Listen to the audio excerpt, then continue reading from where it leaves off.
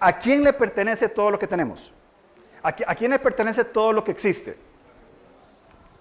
Bueno, no ha sonado muy convincente la respuesta. ¿A quién le pertenecen todas las cosas? A Dios. Muy bien, esa es la respuesta que todos decimos por default, es la respuesta que todos decimos naturalmente, es lo que nos sale decir. ¿Estamos convencidos de eso? O sea, ciertamente estamos convencidos de que todas las cosas le pertenecen a Dios. Lo creo, personalmente lo creo, que todas las cosas, mis hijas, mi casa, mis pocos bienes, mi cuerpo, mis ojos, estoy convencido, lo sé, que pertenece al Señor. Una pregunta más, ¿lo vivimos así? ¿Vivimos de tal manera que reflejamos que todo lo que soy, todo lo que tengo y todo lo que espero llegar a ser, pertenece al Señor? No me responda, por favor. Es un asunto complejo. Ahora, recordemos algo. Salmos 24:1, un pasaje maravilloso. De Jehová es la tierra, su plenitud, el mundo y los que en él habitan. Absolutamente todo pertenece al Señor. No hay nada que escape de lo que de esta pertenencia que tiene el Señor. Dios es dueño de todas las cosas. Nosotros, bien, tenemos cosas. Como iglesia tenemos, bueno, esto no es nuestro, ¿verdad? Iba a poner ese ejemplo, pero no. De aquí nada mejor porque nada de esto es nuestro. Tenemos un púlpito, tenemos un edificio, tenemos una microbús, tenemos, etcétera. ¿En qué nos convierte a nosotros esto? En dueños absolutos, lo cual yo puedo hacer lo que quiera. ¿Podemos nosotros como iglesia usar este edificio como nos dé la gana? No, por supuesto que no. Porque nosotros somos administradores. Bien, lo que somos y tenemos es un llamado ¿a qué? A la administración, bajo el concepto del reino de Dios. El viernes almorzaba con un misionero que vive fuera del país. Quieren hacer una conferencia aquí en Costa Rica y me dice, ¿cuánto nos alquilan la iglesia el lugar? Mi primer pensamiento fue, uy, tanto. Mi segundo pensamiento fue, hermano, esto es de Dios. Nosotros no podemos cobrar por algo que es para el reino de Dios. Si quieren dejar una ofrenda, bienvenida sea, por supuesto. Pero no podemos simplemente comenzar a lucrar con cosas de las cuales somos administradores. No podemos descuidar nuestro cuerpo de ninguna manera. Estamos llamados a administrar nuestro cuerpo. Estamos llamados a administrar nuestras emociones. Saber lidiar con la tristeza, con el enojo, con la frustración, con la impaciencia. Somos llamados también a administrar nuestro espíritu. ¿Sabe por qué usted está aquí hoy esta mañana? Porque sintió una profunda necesidad de comunión y de buscar que el Señor le hable en su palabra. De adorar juntos, de participar de la ofrenda, de compartir la comida juntos. Es parte de esa administración maravillosa. Ahora, hay un concepto que se usa mucho dentro de nuestra fe, que es la palabra mayordomía. Y tal vez algunas personas aún no comprendan qué significa esta palabra mayordomía. Bien, mayordomía es un término, una palabra que está, bueno, ahí está la palabra en el griego. Esas dos palabras, la primera parte, bien, esta palabra oiko tiene que ver con casa, bien, con una casa, con una vivienda, con alguien donde vive alguien. Y la segunda parte es ley. Por tanto, mayordomía significa una administración de la casa.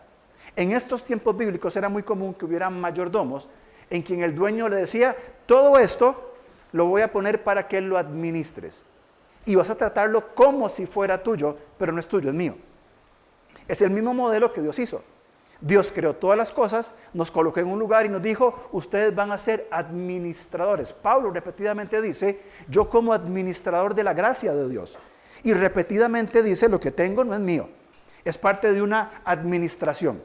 La esencia en este concepto de mayordomía, y cuando usted vea la palabra mayordomo, administrador, esclavo, pasa por un asunto, mis queridos hermanos, que es fundamental. Es un asunto de fidelidad. Es un asunto de fidelidad.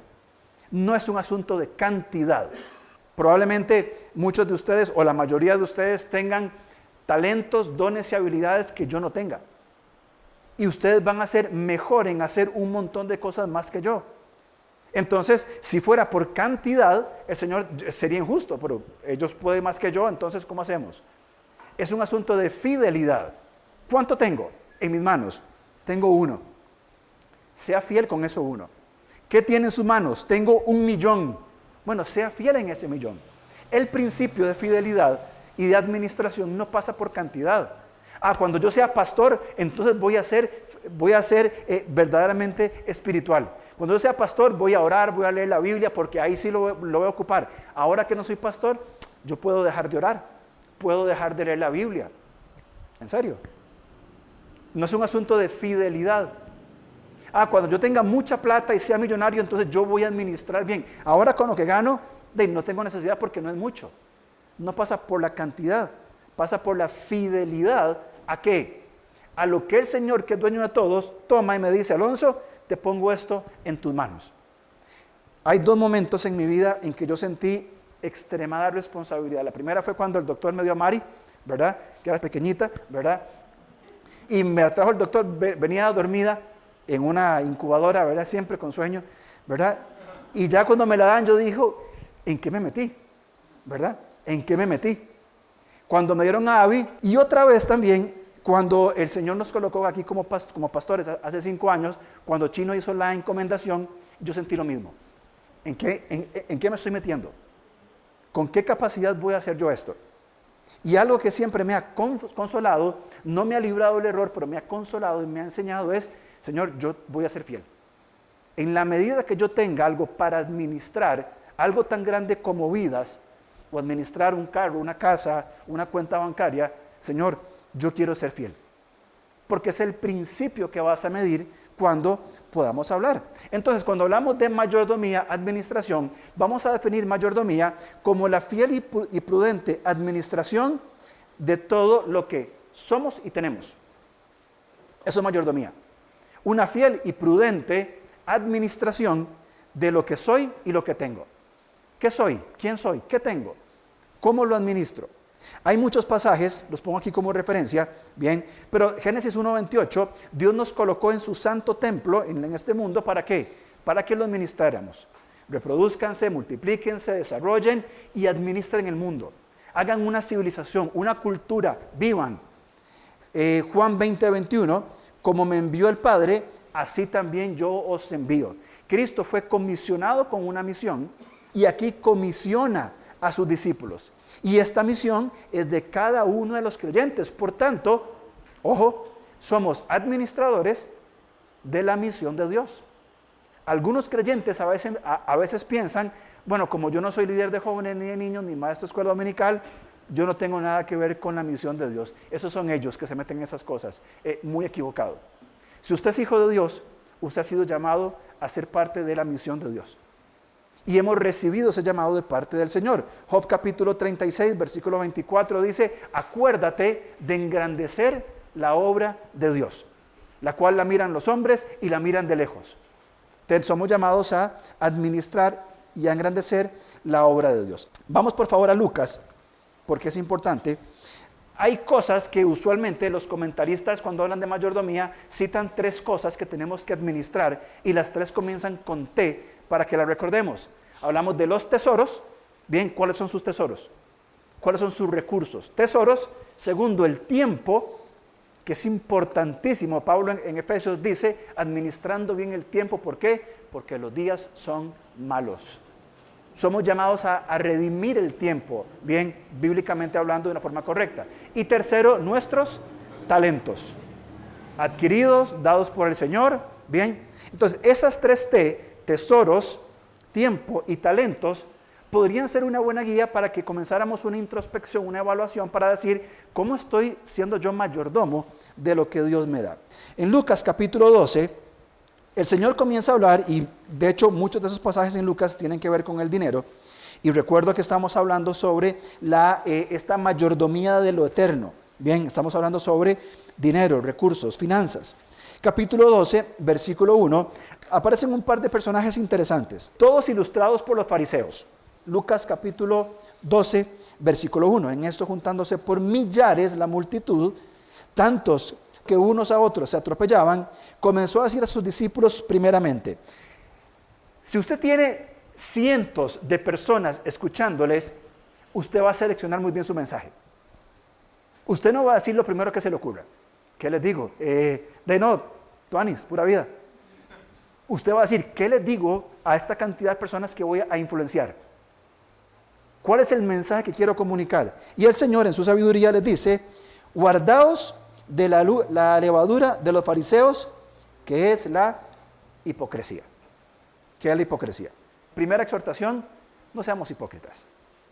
O sea, a ver, entre nosotros podríamos ponernos la máscara de hipócritas y presentarnos, ¿verdad?, de la mejor manera, y yo soy San Alonso, ¿verdad?, San Alonso de San Francisco, entonces soy casi que la perfección. No seamos hipócritas. Dios sabe quiénes somos. Y en ese momento usted y yo estamos aquí, sentaditos, todos se ven preciosos. Dios sabe quiénes somos. Entonces, no pensemos que Dios no lo sabe. Pero más adelante Jesús da un discurso y en el versículo 15 Jesús vuelve a hablar de nuestros amigos los fariseos. Y dice, y les dijo, vamos a ver del 13, le dijo uno de la multitud, maestro, di a mi hermano que parta conmigo la herencia. Mas él le dijo, hombre, ¿quién me ha puesto sobre vosotros como juez o partidor? Y les dijo, mirad, guardaos de toda avaricia, porque la vida del hombre no consiste en la abundancia de los bienes que posee. Y esta parábola la vamos a estudiar más adelante, en otro mensaje. ¿Qué dice el Señor? Cuando hablamos de mayordomía, ¿a qué nos llama? Uno, no seamos hipócritas. Llamemos las cosas por su nombre.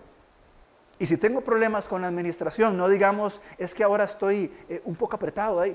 No, he sido un mal administrador. He sido un mal mayordomo de mi cuerpo, mi espíritu, mis emociones, de mi dinero.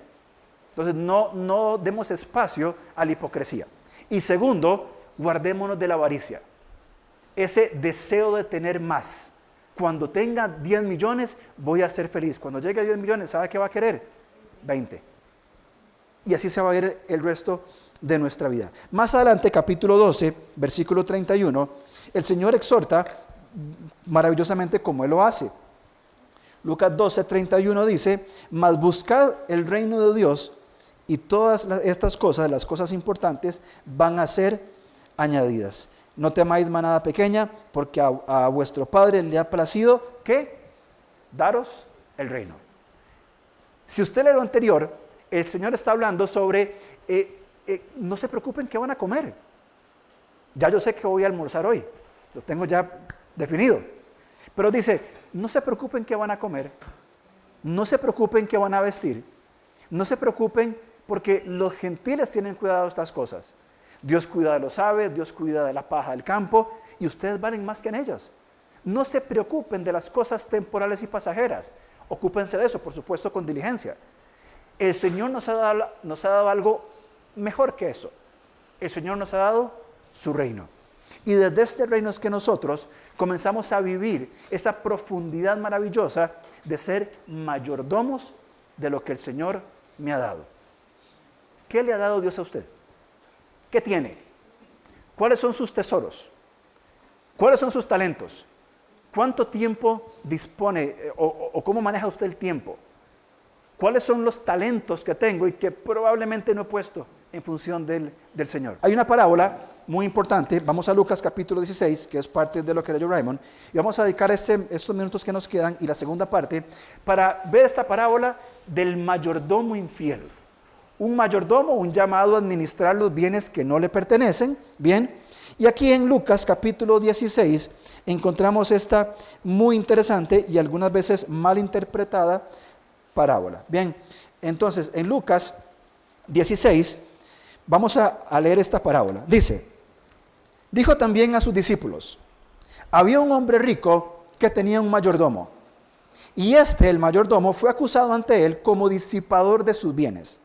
Entonces le llamó y le dijo, ¿qué es esto que oigo acerca de ti? Da cuenta de tu mayordomía, porque ya no podrás ser mayordomo. O sea, lo van a despedir. Versículo 3. Entonces el mayordomo dijo para sí, ¿qué voy a hacer? Porque mi amo me quita la mayordomía, de lo cual vivía. Cavar no puedo, mendigar me da vergüenza.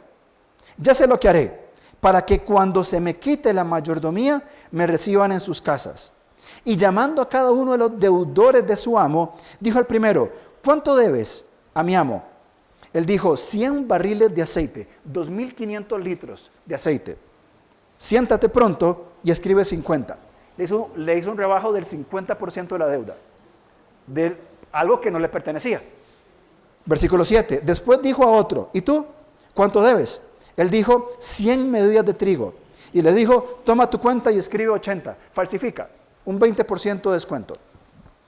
Este mayordomo infiel, bien, que es un mal ejemplo, estaba robando, era un ladrón, estaba abusando de lo que no le pertenecía. Un dueño, un amo, le entregó cosas para que administrara. Él se confió, se alejó, y cuando se dio cuenta, porque todo sale a la luz, bien, dijo, este hombre me está robando. Y le dijo, va para afuera. El quitarle la mayordomía, perdía dónde vivir, de qué trabajar, de qué comer. Probablemente, si no tenía otra capacidad para trabajar, iba a ser un indigente, una persona en condición de calle. Aparte, era viejo, era vago, tenía algo de vergüenza. En el versículo 3 dice, cavar no puedo. Era un debilucho o un vago. Yo me inclino más que era un vago. Mendigar me da vergüenza. Entonces, ¿qué hace? Continúa en su conducta de seguir robando. Y falsifica los papeles, falsifica los documentos, hace cosas incorrectas. ¿Para qué? Para que cuando el mayordomo, el amo lo eche, vaya el que le debía 100 barriles y ahora le debe 50 y le diga, vea, yo le ayudé a usted, ¿verdad? Yo le ayudé, yo le aliviané la deuda de 1.250 barriles de aceite con mi amo. Yo creo que usted me debería ayudar ahora. No tengo trabajo, usted está en deuda conmigo. Que es parte de la forma de pensar de este hombre. Entonces, este mayordomo infiel hizo eso. Fue infiel con lo que salió para administrar y perdió sus responsabilidades. Ahora, sigamos leyendo, por favor. Versículo 8. Y alabó el amo al mayordomo malo por haber hecho sagazmente. O sea, el amo le dijo, qué bien la hiciste. Si vamos siguiendo la línea, el dueño de todas las cosas, cuando se da cuenta la otra jugada que le hizo el mayordomo, ¿qué le dice? Qué bien la hiciste, la verdad es que la hiciste muy bien. Porque estabas a punto de perder lo que tenías y seguiste en esa línea y usaste esto y tuviste la sagacidad de prever para tu futuro. Supiste qué hacer para asegurarte un futuro. Sigamos leyendo. Dice, porque los hijos de este siglo son más sagaces en el trato con sus semejantes que los hijos de la luz. Es decir, los no creyentes tienen esa visión de desarrollar relaciones para su ganancia propia. Te perdono 50% de la deuda que no es mía, pero después me vas a tener que ayudar. Entonces, y yo no sé, quiero suponer aquí, tal vez hicieron un convenio. Te perdono la mitad, pero después me das trabajo. No lo sé. Fíjense en el versículo 9 lo que Jesús enseña. Y yo os digo, ganad amigos por medio de las riquezas injustas, para que cuando éstas falten, os reciban en las moradas eternas. Aquí Jesús está hablando, bien, Jesús no está aprobando la actitud del mayordomo infiel. Jesús no está diciendo, vean, ahora agarren la plata que tienen y empiecen a manipular. Eso no está diciendo el Señor. Bien, Él no aprueba este tipo de acciones. El Señor está hablando y resaltando la astucia de usar bienes materiales para la seguridad eterna. Estamos hablando de un principio de mayordomía, de administración. Es decir, si el Señor me ha dado a mí talentos, tesoros y tiempo, si me ha dado dinero, ¿cómo lo administro? ¿Cómo yo proyecto hacia el futuro lo que el Señor me ha dado, hablando en términos de dinero? En primer lugar, y creo que es lo que es correcto, es para la provisión nuestra. Bien, lo que Dios nos da por medio del trabajo que Él nos da es para la provisión de nuestro trabajo, de nuestra familia. Pagar una casa, comprar la comida, las necesidades. Dios nos da para nuestra provisión. Ahora, una vez suplida todo esto, ¿qué sigue? ¿Cómo seguimos administrando esos bienes terrenales para ganancias eternas? Tiene que ver en el sentido de cómo invierto, no solamente para mis necesidades presentes, sino también para el futuro. Mateo capítulo 6, versículo 19 dice que hagamos tesoros en los cielos, no aquí en la tierra. Los de la tierra se van, son pasajeros, son temporales, pero los eternos persisten en el tiempo. Lo que el Señor está diciendo es, resalta la astucia de usar los bienes para la seguridad futura. ¿Cómo uso yo el dinero, por ejemplo, en la misión de Dios? ¿Cómo uso yo el dinero que tengo para cuidar de personas en altos estados de vulnerabilidad? La parábola que estamos hablando, bien, es una fuerte exhortación a los hipócritas y a los avaros. Entonces Jesús termina acá diciendo, esta primera sección, ganad amigos, construyan relaciones por medio de las riquezas injustas. Estas riquezas injustas es el dinero. Ahora, no está diciendo hagan dinero injusto. El concepto del dinero es un bien pasajero. Raymond explicaba que tiene que ver con este Dios mamón, en lo que yo confío, donde pongo mi seguridad. Entonces, usemos las riquezas, el dinero, ¿para qué? Para invertir en los estados de la eternidad, que es parte de lo que el Señor habla para nosotros. Este mayordomo infiel se aseguró el futuro y fue alabado por su amo. A nosotros Dios nos provee un trabajo, una fuente de ingreso. ¿Para qué es esto? Para nuestras necesidades. Para pagar nuestra casa, comprar nuestra comida, vestirnos, pagar los estudios de nuestros hijos. Timoteo enseña que el que no provee para su casa es peor que un incrédulo. Por tanto, somos llamados al trabajo, al esfuerzo y tener esto como la provisión de Dios para mis necesidades. Después, ¿cómo usamos el dinero? ¿Cuál es la visión a futuro que tengo para el dinero? Saben, a veces tomamos nosotros el concepto de iglesia simplemente como ser parte de venir y estar y consumir un servicio religioso. Y nos acostumbramos a eso. Voy a la iglesia, consumo un programa, me voy y ya no pasó nada más. Es parte de la administración de nuestra vida cristiana. Es parte de la administración de cómo yo manejo mi vida, mi comunión con Dios, mi comunión con los hermanos. Entonces, tiene que ver con una administración. Cuando hablamos de dinero y hablamos de dar, y es un ejemplo que aplica para esto, esta semana una persona de nuestra congregación le contó a mi esposa que no tenía que comer. Literalmente, que pasó 1 o 2 días sin nada que comer. En esta semana, ahora Raymond va a hablar de las finanzas, nos fijamos en las cuentas de la iglesia y no había para dar. Entonces, viene a mi mente ese concepto, esa idea de una iglesia de consumo. Y me pongo yo de ejemplo. Vengo a la iglesia, me siento, hago mi trabajo. ¿Cómo me involucro yo con la iglesia? ¿Qué doy yo a la iglesia? Y no es por dar a la iglesia porque hay una necesidad, es dar a la iglesia por una adoración al Señor. Entonces, ¿qué pasaría si esta iglesia tiene un fondo para que cuando alguno de nosotros pasemos por una necesidad, digan, pastor, vea, bueno, esta persona no me llamó a mí, le contó a mi esposa, pastor, vea, tengo mucha vergüenza, pero no tengo que comer. Tal vez a usted le ha pasado y no nos ha llamado. Yo no tengo plata. Yo no tengo plata en abundancia, quiero decir, para decir, demos, tiremos, compremos. Pero somos una comunidad que está aprendiendo a ¿qué? Administrar lo que Dios nos da para estas inversiones futuras. Entonces, ese dinero que yo me iba a comprar, que estaba guardando para comprarme un combo de McDonald's ahora, que es pésima comida, que nos va a hacer daño, que nos va a caer mal, podría ser, Señor, ¿cómo puedo invertir yo este dinero?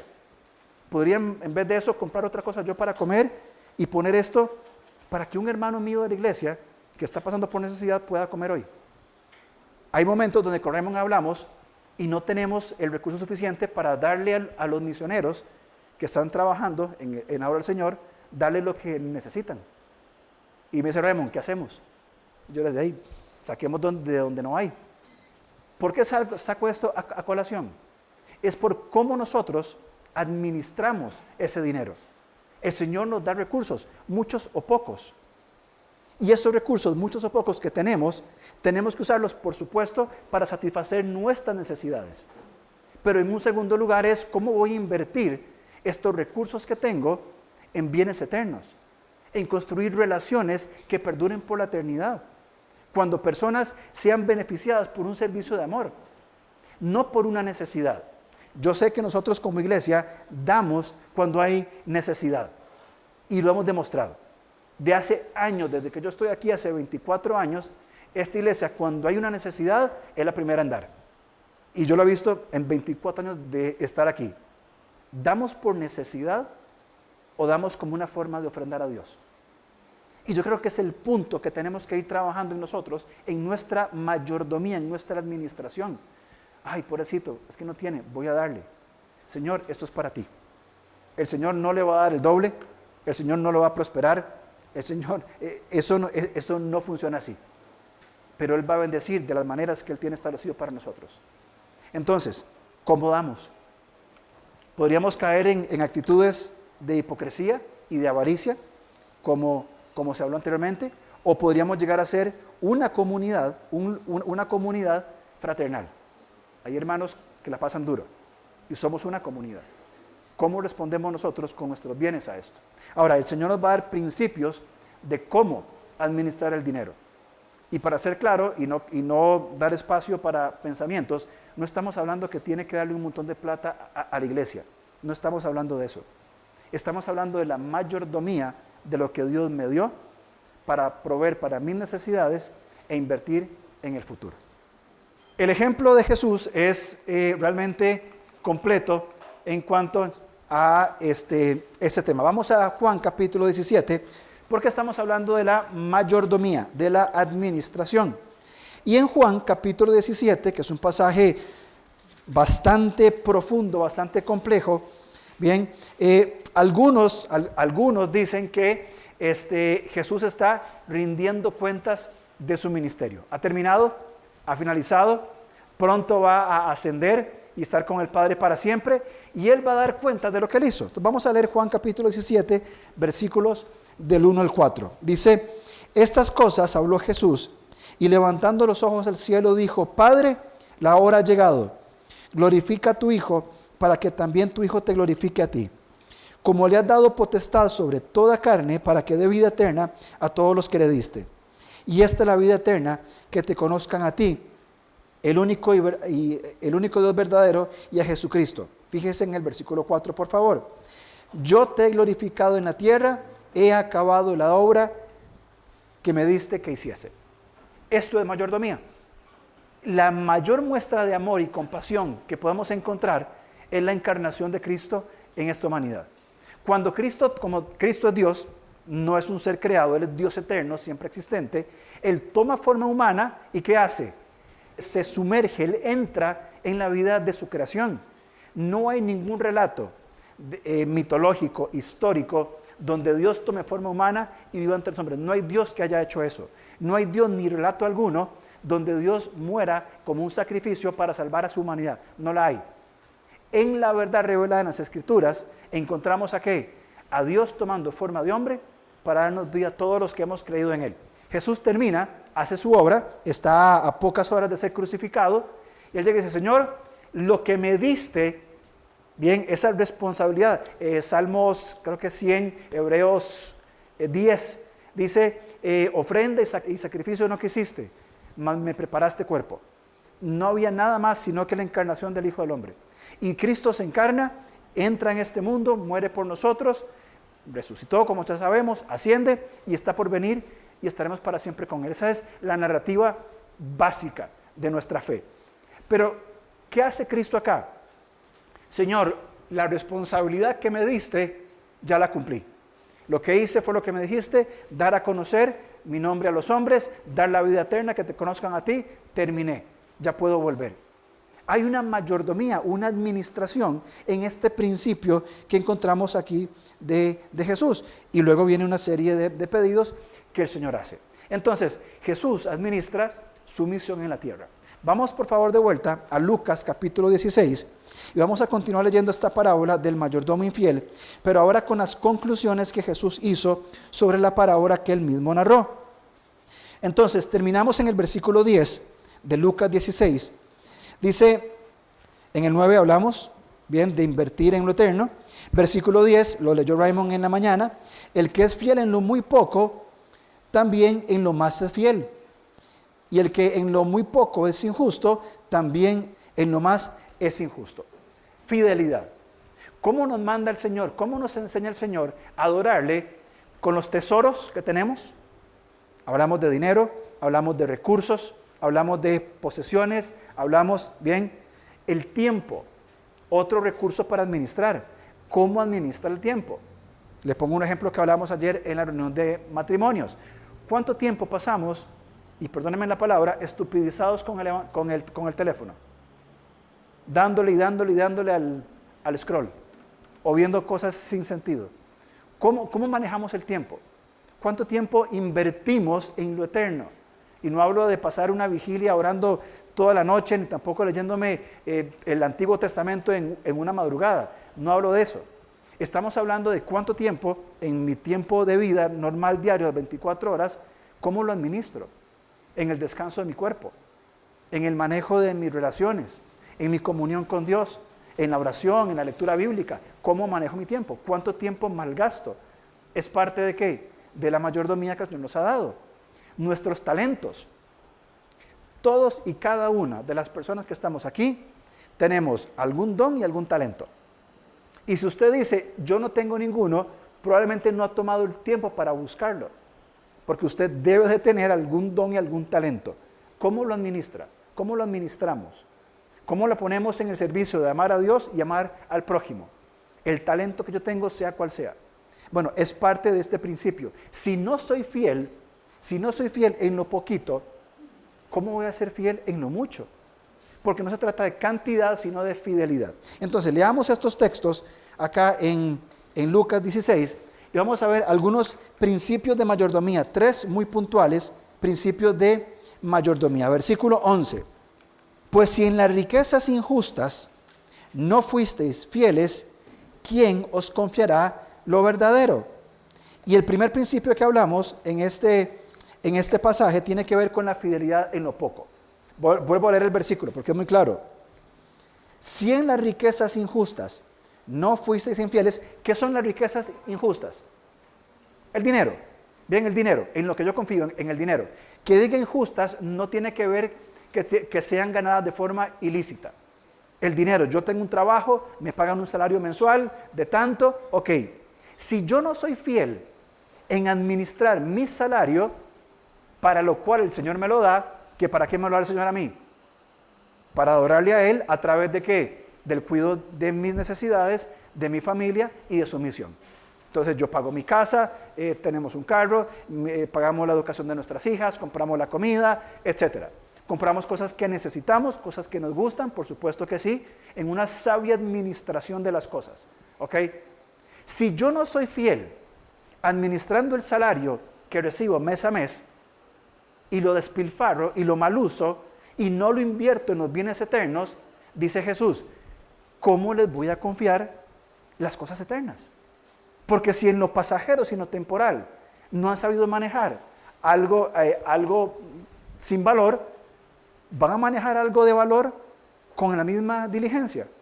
Yo no sé ustedes, sus dinámicas en sus familias. En nuestra casa, la tradición con los teléfonos siempre es, ¿verdad? Bueno, era, ya no. Pero cuando Mari tuvo teléfono, el primer teléfono que tuvo fue uno que yo había usado, que dejé, que usó Vivian, que dejó y le llegó a Mari, ¿verdad? Y ya tenía que usarlo, cargarlo cada 10 minutos porque no le funcionaba, ¿verdad? Y el principio era, bueno, vamos a un teléfono, a ver cómo lo maneja. Cómo lo maneja en el uso del aparato, en su tiempo, con sus redes sociales, cómo lo maneja. Si mostraba fidelidad en algo que ya no tenía valor porque era viejo, estaba roto, medio funcionaba, si no cuida eso, ¿cómo va a cuidar algo bueno? El principio no pasa por el valor, es tengo una responsabilidad. Cuando va aprendiendo y va madurando a decir, ok, aunque es viejo, aunque está roto, yo tengo una responsabilidad y es administrarlo bien, indiferentemente que sea un teléfono que pasó por 15 personas antes. Es lo que tengo hoy y soy responsable de administrarlo. Ahí hay entonces un principio de fidelidad. Fuiste fiel en lo poco. Cuando algo no valía, probablemente vas a ser fiel en algo mejor. Por eso ya le mandé a pedir el iPhone 17 para Navidad. Mentira. No, por eso, porque no existe. Entonces, ¿dónde está el sentido? En la fidelidad en lo poco. Vea, pastor, es que yo lo que gano apenas me da para vivir. Probablemente apenas nos dé para vivir. Ok, ¿y cómo lo está manejando? No le voy a pedir cuentas, no le voy a pedir que me muestre nada, por supuesto que no. Nada más mi pregunta es, ¿cómo estamos administrando lo poquito que tenemos? ¿Estamos siendo diligentes? Yo me acuerdo cuando salí del colegio, comencé a trabajar y trabajaba y ganaba mi salario, yo me lo gastaba en comida y en ropa. Y me pagaban el 15 y el 16 le pedía a mi mamá plata prestada para los buses. Y mi mamá se enojaba, por supuesto. Era un desordenado, era negligente con esas cosas. Entonces, ¿cómo estamos manejando lo que es poco? Hablamos del manejo de las finanzas. Le hago una pregunta, ¿tiene usted un presupuesto? Yo no sé cuánto porcentaje nosotros tendremos un presupuesto. Vamos a decir que el 80% tenemos un presupuesto. Pero la pregunta no es si tenemos un presupuesto o no. La pregunta es si lo cumplimos ese presupuesto. Y si antes de comprar, invertir, de dar, de valorar, digo, uy, mi presupuesto ya se pasó, no puedo hacer esto. Requiere mucha diligencia, requiere mucha confianza.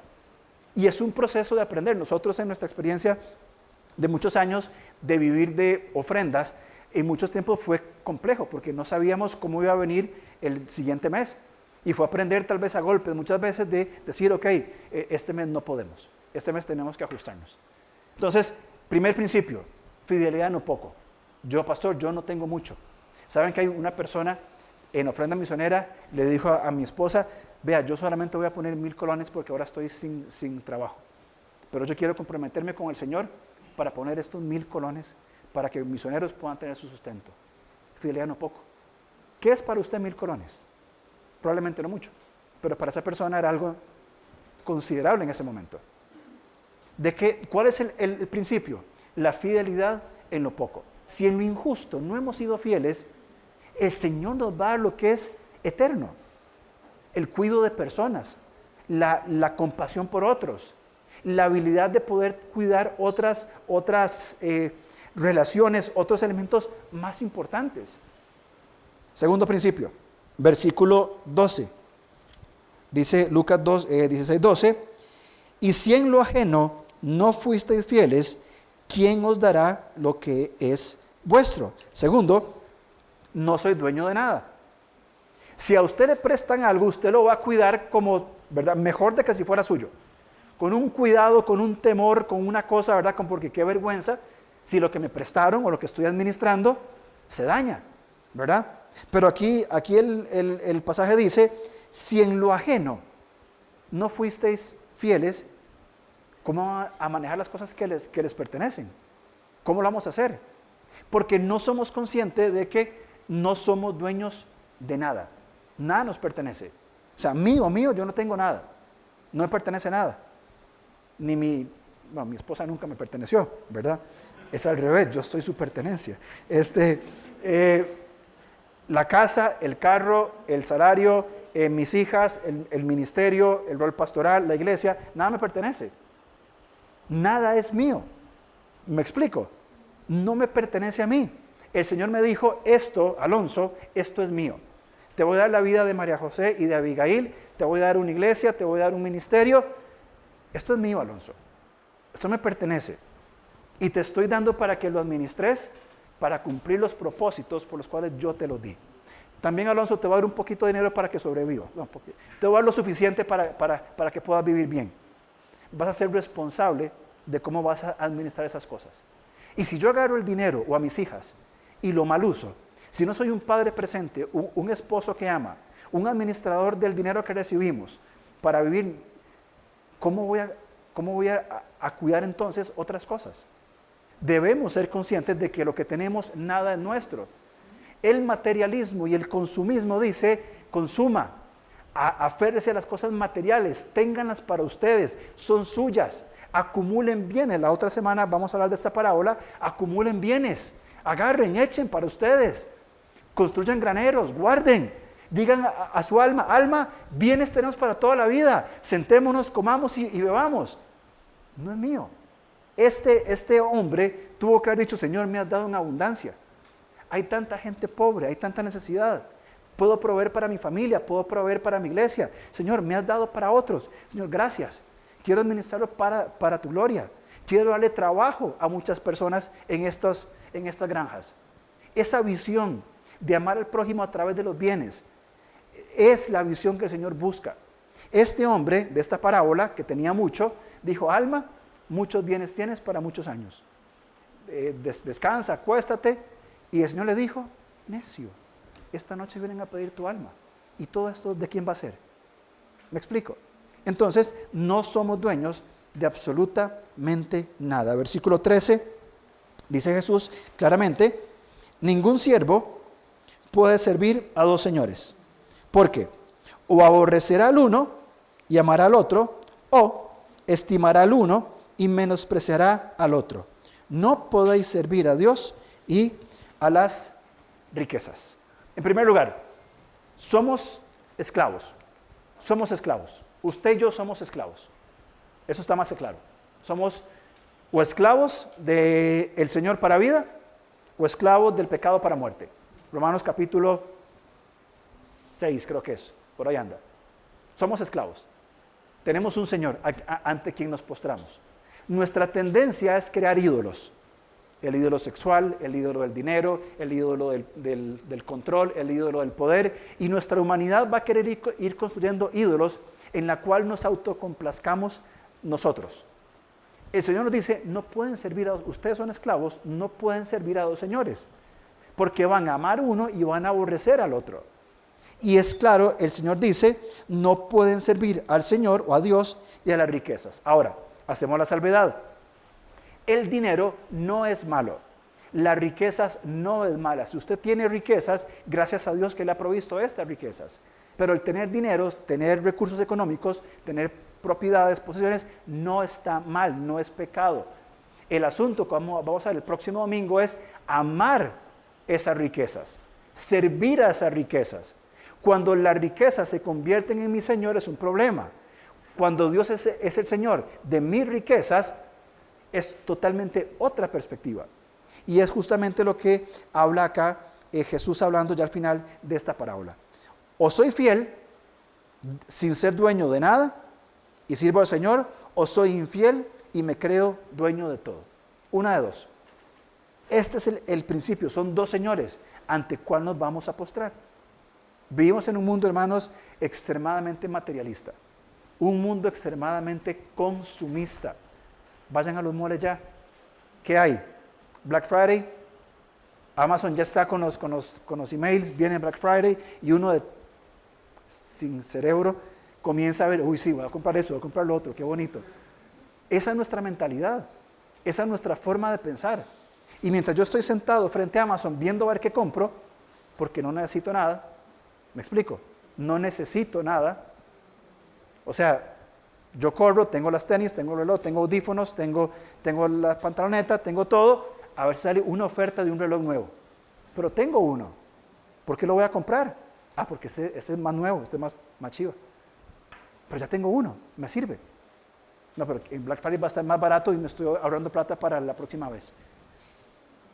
Esa es nuestra mentalidad consumista. Y mientras yo estoy sentado frente a Amazon viendo a ver qué compro, qué oportunidad me sale, ¿verdad? A pesar de que tengo 8 pares de tenis ahí para correr, estoy buscando una oferta, ¿verdad? Hay una persona que esa semana no tuvo que comer. Ese es mi conflicto. El de Alonso no tiene que ser el suyo. Ese es mi conflicto personal y le cuento de mi experiencia. ¿A quién le sirvo? Si yo me quedo en Amazon esperando, porque yo sé que viene alguien de Estados y me lo trae y así no pago impuestos, entonces voy a ver cómo lo manejo y esas son más nuevas y listo para comprar. Mi hermano en Cristo, porque en Cristo murió, esta semana no tuvo que comer. Y no tuvo que comer porque es vago. Eso es muy importante. Esta persona trabaja más que muchos de nosotros. No fue porque se quedó panza para arriba esperando a ver que le caigan cosas del cielo. Simplemente no tuvo el trabajo que tiene habitualmente. ¿Se dan cuenta nuestra mentalidad consumista, materialista? Ah, pero $100 por unas tenis están en oferta, valen 200 nuevas, pero $100 acá. ¿Sabe qué compra esa persona con $100 para comer? Y vuelvo al punto, no quiero crear culpa. No quiero crear culpa. Quiero que asumamos, o que yo voy a asumir responsabilidad de mis decisiones como mayordomo. Es una gran diferencia, mi hermano. Si usted va a dar por culpa, no dé. Si usted va a dar por imposición, no dé. Si usted va a dar porque oí el mensaje, me movió, porque entonces no dé. La forma para dar es, Señor, aquí estoy, quiero ser un mayordomo fiel. Señor, aquí está lo que me has pedido. Esa es la diferencia, ese es el cambio, ese es el truco, si cabe la palabra, es el giro que se hace en cuanto a la oración. Señor, es entre tú y yo. Y si yo en ese momento digo, Señor, ¿sabes qué? No voy a comprar esas tenis para correr, quiero usarlo de esta manera para tu reino, quiero usarlo de esa, voy a lo que sea. Es un asunto entre Dios y yo. A nadie más le incumbe. Y si yo decido comprar esto y malgastar mi dinero, soy responsable delante de Dios de cómo yo manejo las cosas. Porque es el principio de ¿qué? ¿De la iglesia de la prosperidad que pide un montón de plata? No. Es el principio de la mayordomía que estamos aprendiendo de cómo administrar lo que no me pertenece a mí y que es del Señor. Y en dónde quiero yo poner los bienes temporales, si los quiero seguir poniendo en una mentalidad de consumo y materialismo, o los quiero invertir en los bienes eternos. Una vez más, y como siempre hacemos, ¿de qué depende? De cada uno de nosotros. Vamos a salir por esta puerta y este tema probablemente no se va a tocar más en mucho tiempo. Pero hemos aprendido juntos, y yo creo que eso es muy importante, hemos aprendido juntos lo que implica la administración delante del Señor. Porque créanme, tanto para ustedes como para mí ha sido un proceso de aprendizaje en muchas cosas. Cuando Raymond me llama y me dice, hermano, tenemos un déficit de 200 y pico de mil, ¿qué hacemos? De negrito, no sé, pensemos. Y comenzamos a pensar y a buscar formas y encontramos una solución, listo. Y el otro mes, basta cada día su propio afán. Hoy resolvimos. El otro mes, cuando llegue, resolveremos. Y si hay un déficit de 500,000, ¿a Dios le interesa eso? Dios está ahí presente. Por tanto, pasa también por un asunto de confianza en el Señor. Termino. ¿Hay una forma de dar? Sí. En 2 semanas vamos a hablar de cómo enseñar la Biblia, de cómo tenemos que dar cada uno de nosotros. Pero quiero adelantar con este texto, 2 Corintios 9:7. Fíjense, cada uno debe decidir en su corazón cuánto dar. Ninguna iglesia ni la Biblia nos impone cuánto dar. Y lo vamos a ver en 2 semanas. El Antiguo Testamento habla del diezmo, del 10%. Es bíblico. No se lo pierda. Venga dentro de 2 semanas. Pero dice, cada uno debe decidir en su corazón cuánto dar. Usted con su corazón propone cada momento en cuánto dar. Segundo, no den de mala gana ni bajo presión. No den de mala gana ni bajo presión. A veces cuando yo voy a una iglesia que me invitan a predicar o algo, yo siento presión de dar. Porque yo doy en mi iglesia. Mi forma de pensar, yo no tengo compromiso con otra iglesia, yo estoy comprometido con mi iglesia. Pero pasan la ofrenda y yo ya yo doy en mi iglesia. Bueno, mejor porque el pastor que invitaron no va a dar. Bueno, lamentablemente pasa por mi mente esas cosas. No de mala gana ni bajo presión. ¿Por qué? Porque Dios ama a la persona que da con alegría. Ese es el principio. Es un asunto entre Dios y nosotros. Y Él ama a la persona que dice, Señor, gracias porque me diste 500 colones esta semana para poder darte. Porque sabe, Señor, lo que he pasado, lo que he visto. Gracias porque tengo esos 500 colones para darte. Así como ora la persona que dice, Señor, gracias porque me diste 100,000 colones para dar esta semana. Gracias por tu provisión. Porque la fuente es la misma, el Dios es el mismo, la fidelidad es la misma, el corazón es el mismo. El monto no interesa delante de Dios. Es la actitud y mi responsabilidad delante de Él y nada más que delante de Él. Por eso no damos cuentas entre nosotros, sino cuentas al Señor. Lucas 16:15 termina. Nada más déjeme leer un versículo ahí mismo en Lucas, como termina esta parábola, el 14. Y oían todas estas cosas los fariseos, que eran avaros, y se burlaban de él. Entonces Jesús les dijo, vosotros sois los que os justificáis a vosotros mismos, delante de los hombres. Mas Dios conoce vuestros corazones, porque lo que de los hombres tienen por sublime, delante de Dios es abominación. Ustedes, fariseos, se burlan de lo que yo estoy diciendo. Tranquilos. Lo que para ustedes es valioso, para Dios es basura. Su dinero puede perecer con ustedes. No se preocupen. Jesús termina diciendo, al final, dense cuenta de que aquello que la gente tiene gran estima es detestable delante de Dios. Dios no necesita nuestro dinero. Dios no necesita nuestra adoración. Dios no necesita nuestro servicio. Él es todopoderoso. Jesús dijo que si calláramos, Él levantaría piedras para que clamaran. O sea, Él no nos necesita. O somos tan ingenuos que creemos que Dios, ¿qué haría yo sin Alonso? No sé. ¿Ustedes creen que Dios piensa eso? ¿Qué hace Dios? Aquí hay una oportunidad. Te pongo una oportunidad delante de tu camino. Y nos pregunta cosas muy sencillas. cómo estás administrando el dinero. No solamente el que das, sino el que estás usando día con día en tus vivencias. ¿Cómo glorifica al Señor mi presupuesto? ¿Es un presupuesto que procura glorificar al Señor? ¿Estoy siendo parte de la misión de Dios? No sé si usted leyó el artículo que yo compartí esta semana en el chat del grupo, un artículo sobre una viuda en Etiopía que vio a su esposo ser decapitado por su fe, por extremistas musulmanes. Y ella cuenta que después de que decapitaron a su esposo, ella crió al resto de sus hijos sola y que por mucho tiempo permaneció en la indigencia. Hasta que llegó un ministerio y la apoyó, le ayudó con un emprendimiento, y esta mujer sigue siendo una mujer cristiana en medio de una comunidad musulmana, una viuda, compartiendo el evangelio y viviendo su vida, su rica vida en Cristo, a pesar de la persecución. Le prendieron fuego a la casa, asesinaron a su esposo, llegó un ministerio y la apoyó. ¿Saben de dónde viene el dinero de ese ministerio? De personas como usted y como yo, en todo el mundo, que ven la visión de Dios y dicen: yo quiero ser parte de esas personas que sufren en Medio Oriente. Yo quiero ser parte de alcanzar a los niños en diferentes lugares. Yo quiero ser parte de esto. Esa es la visión, esa es la esencia, el sentido de la adoración. Puede sonar muy fantástico o muy romántico, pero posiblemente, no sé, me lo quiero imaginar así.